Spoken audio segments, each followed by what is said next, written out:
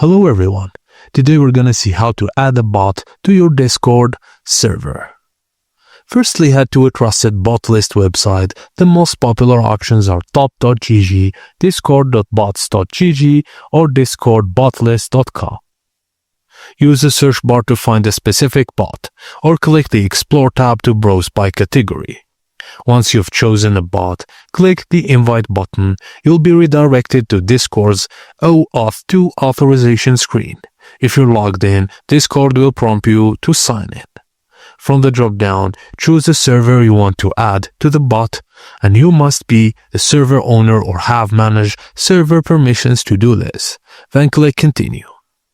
A screen will appear showing a list of permissions the bot is requesting. You can uncheck any permissions you don't want it to have, and once satisfied, click Authorize. Now verify you're not a robot, and after that, you'll be redirected and the bot will be added. Just launch Discord and go to the server you added to the bot.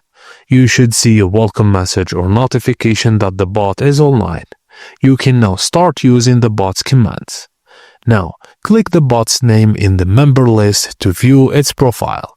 Most bots offer a command list or help command. And that's it guys, as simple as that.